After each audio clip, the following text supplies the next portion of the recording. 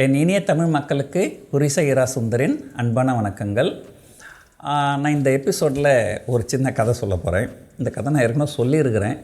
So இருந்தாலும் கொஞ்சம் வயசாகிடுச்சுன்னா சொன்ன கதையை திரும்ப திரும்ப சொல்லுவோம். அப்போது என்னுடைய ஃபாலோவர்ஸ் அதிகம் பேர் இல்லை. ஸோ இப்போ நிறைய ஃபாலோவர்ஸ் இருக்காங்கன்றதுனால புது ஃபாலோவர்ஸ்க்கு இது இன்ட்ரெஸ்ட்டாக இருக்குன்றதுனால சொல்கிறேன். நான் இந்த பங்குச்சந்தையில் பார்த்திங்கன்னா நிறைய பேர் வந்து ஆப்ஷன் பை பண்ணுறாங்க, ஒரு சிலர் ஆப்ஷன் செல்லும் பண்ணுறாங்க. பட் எனக்கு தெரிஞ்சு பார்த்திங்கன்னா நிறைய பேர் அந்த ஆப்ஷன் பை தான் பண்ணுறாங்க. ஏன்னா ஆப்ஷன் செல் பண்ணணுன்னா உங்கள்கிட்ட நிறைய கேபிட்டல் இருக்கணும், நிறைய மார்ஜின் மணி தேவைப்படும். செபியிலேருந்து ஒரு ஸ்டடி என்ன சொல்லுதுன்னா 90% மக்கள் வந்து பங்குச்சந்தையில் லாஸ் தான் பண்ணுறாங்க. அதுவும் வந்து மீதி 10% கூட கிட்டத்தட்ட பாதி பேர் வந்து ஏதோ அவங்க அந்த எஸ்டிடி, ஸ்டாம்ப் டியூட்டி, புரோக்கரேஜ்லாம் பே பண்ணுறாங்க இல்லையா, அந்த அளவுக்கு கூட அவங்க ப்ராஃபிட் பண்ணலை. ஸோ மொத்தம் பார்த்திங்கன்னா ஒரு 5% மக்கள் தான் ப்ராஃபிட் பண்ணுறாங்க.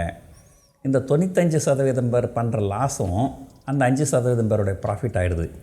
அதுலேயும் பார்த்திங்கன்னா half of the profit வந்து goes to only the top 1%. So இதுலேருந்து என்ன தெரியுதுன்னா டாப் 1% இருந்தால் மட்டும்தான் நீங்கள் வந்து ப்ராஃபிட் பண்ண முடியும் பங்குச்சந்தையில். இது கேட்குறது கொஞ்சம் கஷ்டமாக இருந்தாலும் இதுதான் நிதர்சனமான உண்மை. அதனால் உங்கள்கிட்ட ஸ்கில்லு நிறைய இருந்தால் மட்டும்தான் நீங்கள் வந்து இந்த பங்குச்சந்தையில் ஓரளவுக்கு ப்ராஃபிட் பண்ண முடியும். ஸோ இது வந்து ஒரு நிறைய ஸ்கில் இருந்த ஒருத்தருடைய பற்றிய கதை தான். ஸோ ஒரு காலத்தில் வந்து தேலிஸ் ஆஃப் மில்லட்டஸ் அப்படின்னு ஒரு மேத்தமெட்டிஷியன் இருந்தார். அவர் வந்து ஒரு பெரிய மேத்தமெட்டிஷியன்னு, அது இல்லாமல் ஒரு ஃபிலாசபரும் கூட அவர். அது இல்லாமல் அவர் வந்து ஒரு கிரேட் அஸ்ட்ரானமர். பாருங்கள், ஒருத்தர் மேத்தமெட்டிக்ஸ்லேயும் ஸ்கில்லாக இருந்திருக்கிறாரு, ஃபிலாசபிலேயும் இருந்திருக்கிறாரு, அஸ்ட்ரானமிலேயும் இருந்திருக்கிறாரு. ஆனால் ஒரு multi talented person. So astronomer அப்படின்னா அவங்க வந்து இந்த கோள்கள், இந்த ஸ்டார்ஸு, அது மூமெண்ட்டெல்லாம் வந்து கவனிப்பாங்க. ஸோ அதையெல்லாம் வச்சு அந்த ஒரு பர்டிகுலர் வருஷத்தில் அந்த ஊரில் கிரீஸ், அந்த நாட்டில் வந்து ஆலிவ் சீட்ஸ் வந்து இது பண்ணுவாங்க, விளைச்சல். ஸோ அந்த ஆலிவ் சீட்ஸுடைய விளைச்சல் வந்து அமோகமாக இருக்கும் அப்படின்னு கண்டுபிடிச்சார். இந்த வருஷம் ஆலிவ் சீட்ஸு விளைச்சல் ரொம்ப அமோகமாக இருக்கும் அப்படின்னு கண்டுபிடிச்சவர் அதை வச்சு என்ன பண்ண முடியும்? அவர்கிட்ட லேண்டு கிடையாது, அவர் வந்து ஆலிவ் சீட்ஸ் வந்து பயிர் வைக்கலை. இதை வச்சு எப்படியாவது பணம் பண்ண முடியுமா அப்படின்னு பார்த்துருக்கிறாரு. ஸோ என்ன பண்ணியிருக்கிறாரு, நம்ம ஊரில் இந்த செக்குன்னு சொல்லுவாங்க, தேங்காயெல்லாம் வந்து பண்ணால் செக்கில் போட்டு ஆட்டி தான் எண்ணெய் எடுப்பாங்க. அதை போல் வந்து அந்த செக்கு, அந்த ஆலிவ் சீட்ஸை போட்டு ஆயில் எடுக்கிறதுக்கு ஒரு செக்கு, அது ஒரு 10-15 பேர் தான் வச்சுருப்பாங்க அந்த மிஷினை. அதை வந்து வாடகைக்கு விடுவாங்க. இவர் என்ன பண்ணார், அந்த 10-15 பேர்களையும் போய் மொத்த பேருக்கும் ஒரு டோக்கன் அட்வான்ஸு கொடுத்துட்டு இவர் எல்லாத்தையும் ஃபுல்லாக புக் பண்ணிட்டார். எப்போது அந்த விளைச்சல் வர்றதுக்கு 1 மாதம் 2 மாதத்துக்கு முன்னாடியே. அதுக்கப்புறம் 1 மாதம் 2 மாதம் கழிச்சு அமோகமான விளைச்சல், அமோகமான மழை, அமோகமான விளைச்சல்.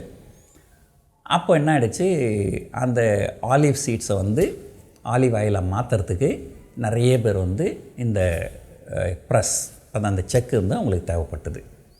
ஸோ அந்த செக்குக்கு வந்து நிறைய டிமாண்ட் ரொம்ப அதிகமாகிடுச்சு. ஆனால் இவர் தான் மொத்தத்தையும் புக் பண்ணி வச்சுருக்கிறாரு, எல்லாமே இவர்கிட்ட தானே இருக்குது. ஸோ அப்போ என்ன பண்ணார், இவர் வந்து அதிகமான வாடகைக்கு விவசாயிங்களுக்கு கொடுத்தாரு. ஸோ இவர் வந்து முன்னாடியே ஒரு டோக்கன் அட்வான்ஸ் கொடுத்து எல்லாத்தையும் புக் பண்ணி வச்சுட்டு ஹையர் ரேட்டில் இது பண்ணார். ஸோ அவர் வந்து நல்ல ப்ராஃபிட் பண்ணார். ஹிஸ்ட்ரியில் முதல் ஆப்ஷன் பையர் யாருன்னு பார்த்திங்கன்னா இவர் தான். அதாவது ஆப்ஷன் பை அப்படின்னா என்னென்னா, உங்களுக்கு ஒரு ஸ்கில் இருக்குது, அந்த ஸ்கில்லை வந்து பயன்படுத்தி அதை எப்படி கேபிட்டலைஸ் பண்ணுறது, அதுக்குண்டான வசதி உங்கள்கிட்ட இல்லை அப்படின்னா அப்போ நீங்கள் ஆப்ஷன்ஸ் மார்க்கெட்டில் வரலாம்.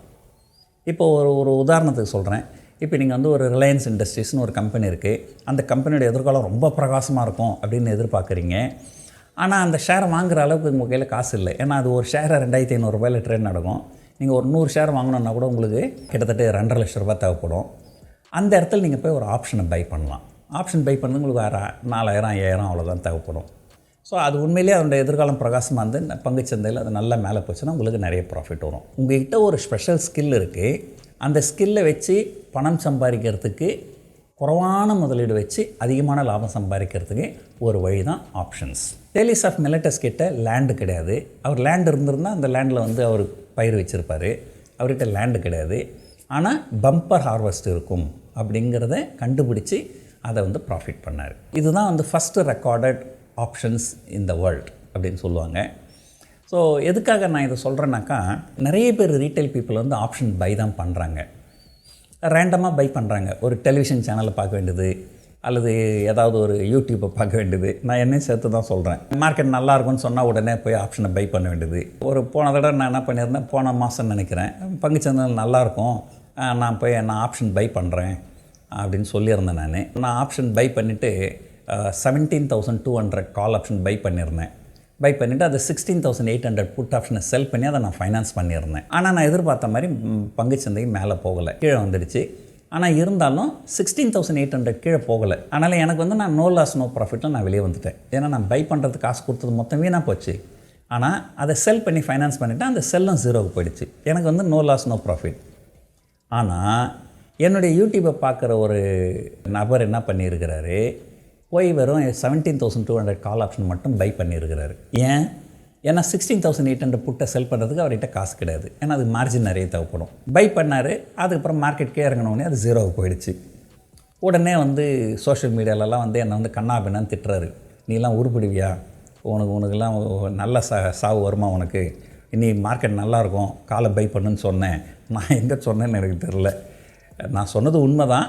நான் சொல்லும்போது நான் சேர்த்து தான் சொன்னேன். நான் இந்த பண்ணுறோம், இது இப்படி போச்சுன்னா லாஸ் வரும்ன்ட்டு. எதுக்காக அதை சொல்ல வரேன்னா, இந்த மாதிரி மற்றவங்க சொல்கிறாங்க அப்படின்னு கேட்டுக்கின்னு அதெல்லாம் பண்ணுறது கண்டிப்பாக லாஸில் தான் முடியும். ஆனால் சில நேரங்களில் இப்போ நான் என்ன பண்ணேன், இந்த தடவை கடந்த 25 வருஷமாக பார்த்திங்கன்னா இந்திய பங்குச்சந்தைகள் நிஃப்டி தொடர்ந்து 4 மாதம் விழுந்தது கிடையாது. இது வரைக்கும் ஒரு 3 தடவை தான் அந்த மாதிரி நடந்திருக்கு. 2001 ஒரு தடவை, 2015 ஒரு தடவை, இப்போது இந்த போன மாதம். பழையசில் இந்த கடந்த 25 வருஷத்தில் எப்போல்லாம் அந்த 4 மாதம் தொடர்ந்து விழுந்ததோ 5ஆவது மாதம் பெரிய லெவலில் பங்குச்சந்தைகள் மேலே போயிருக்குது. ஸோ அதை பார்த்த உடனே நான் என்ன பண்ணேன், சரி இப்போது இங்கேயே 4 மாதம் தொடர்ந்து நல்ல பெரிய லெவலில் இறங்கியிருக்கேன், 5ஆவது மாதம் ஏறுறதுக்கு வாய்ப்புகள் இருக்குது அப்படின்னு சொல்லிட்டு தான் நான் என்ன பண்ணேன், போன வாரம் தலால் ஸ்ட்ரீட் வீக் அஹெட்னு ஒரு ப்ரோக்ராம் போடுவேன். அதில் நான் சொல்லியிருந்தேன் 17,800 கால் ஆப்ஷன் பை பண்ண போகிறேன், அதை 16,800 புட் ஆப்ஷனை செல் பண்ணி நான் ஃபைனான்ஸ் பண்ண போகிறேன் அப்படின்ட்டு. ஸோ பங்குச்சந்தைகள் மேலே போச்சுன்னா எனக்கு லாபம் வரும், பைலேயும் லாபம் வரும், செல்லுலேயும் லாபம் வரும். ஒருவேளை மார்க்கெட் ரிவர்ஸ் ஆச்சுன்னா 16,800 கீழே போகாதுன்னு ஒரு நம்பிக்கை, அவ்வளோதான். ஸோ என்னுடைய நல்ல நேரம் கடந்த 2 நாளாக பங்குச்சந்தைகள் ரொம்ப மேலே போயிடுச்சு. எனக்கு 17,800 கால் ஆப்ஷன்லேயும் நல்ல ப்ராஃபிட் வந்தது, 16,800 புட் ஆப்ஷன் செல் பண்ணதுலேயும் எனக்கு நல்ல ப்ராஃபிட் வந்தது. எதுக்காக உங்களுக்கு இதை சொல்ல வரேன்னா, 2 விஷயங்கள். ஒன்று, மற்றவங்க சொல் பேச்சை கேட்டு எதையும் செய்யாதீங்க, இல்லைங்களா? மற்றவங்க சொல் பேச்சை கேட்டு செஞ்சிங்கனால் கண்டிப்பாக நஷ்டம் தான் வரும். அப்படியே கேட்டாலும் முழுசாக கேட்கணும், பாதி கேட்கக்கூடாது. நான் சொன்னது 17,200 கால் பை, 16,800 புட்டு செல்லு. ஆனால் அந்த நண்பர் என்ன பண்ணார், காலை பை மட்டும் பண்ணியிருக்கிறாரு. பண்ணிவிட்டு அவருக்கு பயங்கர கோபம். 2வது, உங்களுக்கு ஒரு நல்ல ஸ்கில் இருந்து நல்ல கன்விக்ஷன் இருந்தால் அந்த மாதிரி சமயங்களில் மட்டும்தான் நீங்கள் அந்த ஆப்ஷன் பை ஒரு நல்ல ப்ராஃபிட் கொடுக்கும். மற்றபடி பார்த்திங்கன்னா பெரும்பாலும் ஆப்ஷன் பை பண்ணாக்கா அது வீணாக தான் போகும். என்னை பொறுத்த வரைக்கும் உங்களுக்கு ஸ்கில் இருக்குதுன்னு நம்பினீங்கன்னா நீங்கள் மார்க்கெட்டில் இருங்க, குறிப்பாக ஆப்ஷன் பையில் இருங்க. இல்லைன்னு சொன்னால் ஆப்ஷன் பையராக இருக்காதீங்க, வெளியே போயிடுங்க அப்படின்றது தான் என்னுடைய கருத்து. இந்த வீடியோ உங்களுக்கு ரொம்ப பிடிச்சிருக்கும்னு நினைக்கிறேன். நன்றி, வணக்கம்.